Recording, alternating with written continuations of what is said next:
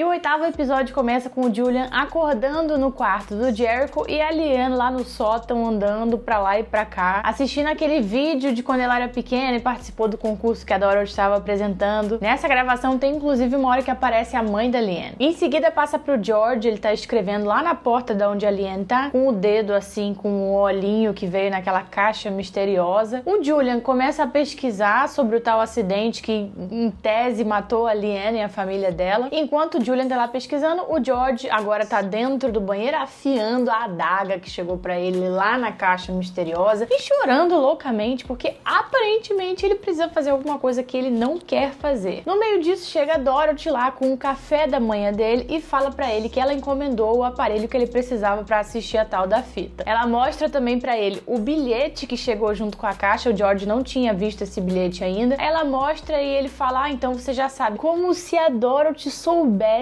do que se tratava aquele bilhete. Ela cisma que ela sabe, mas ela não sabe. E agora o George acha que ela também sabe a que se refere aquele bilhete. Enfim, os dois estão errados. Depois de terminar sua pesquisa, o Julian vai até a Liane pra conversar com ela. Quando ele chega lá em cima, como ela tá com aquela boneca estranhona, que parecia ser a mãe dela, né, do jeito que ela vestiu, ele logo pergunta da boneca e ela diz que a boneca lembra a mãe dela. Ela acaba contando pro Julian que o George e a May não são parentes de sangue dela, que eles são a família que foi escolhida pra ela. E o Julian acaba contando também pra ela que ele se sente culpado da morte do Jericho, porque a Dorothy ligou pra ele mostra pra ela uma gravação da caixa postal dele. A Dorothy ligou pra ele, a Dorothy estava muito desesperada, porque ela tava naquele período sozinha, né, sem o Sean. Então ela liga pra ele, pede pra ele passar lá pra ficar um pouquinho com ela, porque o Jericho não parava de chorar e ela não tava aguentando a pressão. E o Julian acabou não indo porque o traficante lá que arrumava as drogas pra ele tinha arrumado um bagulho muito bom, segundo ele, que ele não podia perder, e ele acabou não indo, e com isso a Dorothy ficou 4 dias com o corpo do Jericho sozinha. Então ele se sente extremamente culpado, ele contou isso pra Liane. A Liane também conta pra ele como que a casa dela pegou fogo, pra eles morrerem, né, ela e os pais dela,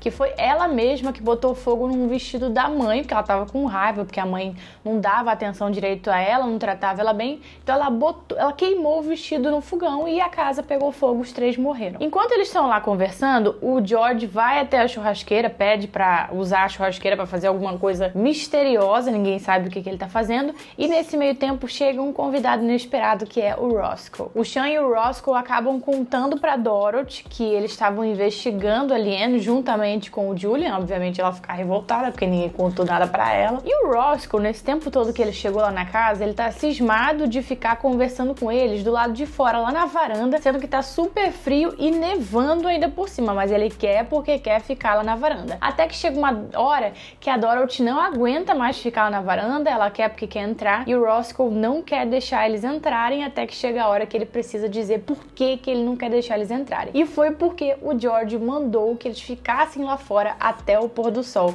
e o Roscoe tava cumprindo com isso, né, fazendo eles ficarem lá fora. A Dorothy então fica revoltada, sai entrando rápido, porque ela acha que o George fez isso para que ele pudesse escapar com a Liane, mas na verdade não era nada disso. Quando ela chega na frente dele, ele diz que precisava que eles ficassem lá fora para ele poder se preparar e que a tal da reunião ia acontecer na virada do relógio. Precisa falar assim tão misteriosamente, meu Deus. Novamente a Dorothy, doidinha, acha que sabe do que ele tá falando, ela acha que é reunião para entregar o Jericho. Ela fala, então tá bom. Enquanto isso, a Liane e o Julian começam a fazer o que no sótão?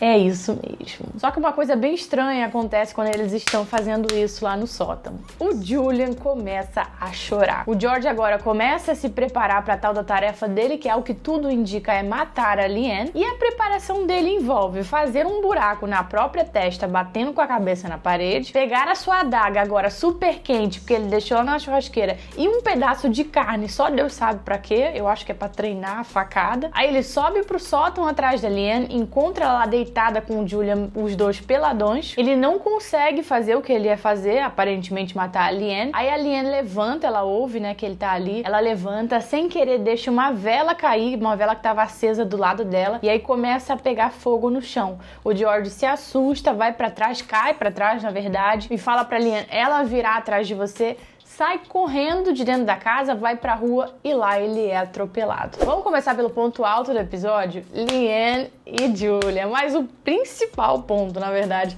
o Julian chorando no meio do vucu-vucu. Minha opinião, por que ele chorou? Pra mim, assim, a Liane não é um ser humano. Então, a partir do momento em que o Julian começou ali a ter uma relação sexual com ela, aquilo fez com que certos sentimentos aflorassem nele, coisas que eles já estavam conversando sobre, que no caso é a culpa da morte do Jericho. E pra mim também a Liane pode ter feito, através daquele ato, ele se sentir melhor em relação àquilo. Ela pode ter ajudado ele, assim como ela já ajudou várias pessoas e assim como a gente sabe que ela tem poderes pra ajudar as pessoas. Então eu acho que os sentimentos do Julian se afloraram ali, porque ele tava fazendo aquilo com a Liane, que não é um ser humano, e ela conseguiu, lá no negócio, na malemolência, ajudar ele de alguma forma a lidar com aqueles sentimentos. E através disso também a gente tem cada vez mais certeza de que a Liane se rebelou de vez. Ela fez sexo, primeiramente, coisa que ela acho que jamais poderia ter feito. Ela ouviu música, o que ela já tinha dito também que era proibido pra eles. Ela mesma disse que tudo aquilo que aconteceu com ela e os pais dela, que muita gente falou, que isso foi um ato de Deus. Aí ela falou, se isso foi Deus, eu não quero ter nada a ver com ele. Então ela se rebelou de vez. Eu não acho que ela vai fazer mais nada que o culto ordenar pra ela. Essas coisas que eles dizem serem os mandamentos de Deus, né? Em relação a isso, na verdade, eu acho que tanto a Liane quanto essa galera do culto é muito enganada em relação a isso. Eles dizem pra Liane que aquilo é coisa de Deus, mas eu acho que eles mesmos, ou eles se enganam por algum motivo desconhecido, ou tem alguém, alguma entidade, alguma coisa enganando eles, falando que tudo aquilo que eles têm que fazer são coisas vindas de Deus, quando claramente não são, né, gente? Então eles pensam que estão fazendo o trabalho de Deus, aí passam isso pra Liane, então eles estão ao mesmo tempo enganando ela, mas eles também se enganam. Essa é a minha opinião. Como eu disse, eu acho que provavelmente tem alguém ou alguma coisa, alguma entidade, não sei, enganando eles, falando que os mandamentos são de Deus, até porque, se vocês se lembram, o George disse que tem alguém de lá do culto que leu os sinais, então os sinais estão vindo de algum lugar. Ou esse cara é doido e inventa todos os sinais, ou os sinais estão vindo de algum lugar sobrenatural. Por isso que eu acho que tem essa questão aí de alguma entidade enganando ele, sei lá, gente. Inclusive, já pausa o vídeo e me conta aqui embaixo nos comentários se você acha que são coisas que eles tiram da cabeça deles, ou se tem alguma entidade. Mas outro detalhe importante que eu acabei de pensar é, eles morreram e voltaram. Então, obviamente, tem algo de sobrenatural. Então, obviamente, precisa ter alguma entidade envolvida. Algo que fez eles voltarem à vida e algo que dá as ordens agora. Eu não acho que seja Deus. Então, fica aí. Me conta aqui nos comentários. Agora, em relação ao Roscoe, jamais sequer passou pela minha cabeça que ele iria virar uma espécie de servo, vamos chamar assim, do culto. Gente, nunca mesmo. O Roscoe tinha um puta medo daquela galera. Lembra da cena do shopping, que ele saiu correndo quando viu o George, e ele ficou super traumatizado com aquele negócio lá da hipnose. Ele mostrou que ele passou por uma situação tensa demais, então ele aparentava ter muito medo daquela galera, e agora ele simplesmente acha eles maravilhosos, especiais, e que eles têm que fazer tudo o que eles mandam. Aí você sabe o que passou pela minha cabeça? Que talvez tenha acontecido com o Roscoe a mesma coisa que aconteceu com a Liane. Talvez ele tenha morrido, foi trazido de volta, e a galera do culto chegou até ele falando que ele recebeu uma segunda chance de Deus e tal, igual foi com a Liane. E a Liane passou a seguir eles exatamente por isso. É uma possibilidade, né? Mas a série me pegou de surpresa sinistramente com essa do Roscoe. Agora, em relação à culpa que o Julian sente da morte do Jericho. Ele é irmão da Dorothy. Foi insensível pra caralho mesmo ele não ter ido e ficar se drogando, deixar a irmã dele lá passando por uma situação complicada. É lógico que ele não imaginou que o menino fosse morrer, mas foi insensível pra caramba da parte dele. Mas, gente, vamos pensar friamente aqui, não é obrigação dele, porque o menino não é filho dele. O menino tem pai e mãe. A obrigação de estar ali dando suporte pra Dorothy, já que ela não tava aguentando sozinha naquele período em que o Sean tava fora, fazendo lá o concurso, sendo juiz do concurso, a obrigação de voltar pra lá era do Sean, não era do Julian. O Julian podia ter evitado, sim, foi insensível da parte dele, sim, foi muito vacilo, mas não era obrigação dele. O Sean, no mínimo, podia ter contratado alguém pra ficar lá ajudando a Dorothy, chamado uma babá pra auxiliar ela nesse tempo todo, porque antes dele sair, ele já viu que estava complicada a situação ali pra ela. Tanto que a princípio, quando ligaram pra ele fazendo o convite, ele recusou. E foi só depois que ele aceitou. Então ele sabia que estava complicado pra Dorothy, mesmo com ele dentro de casa. Logo, ia ficar muito mais com ele fora.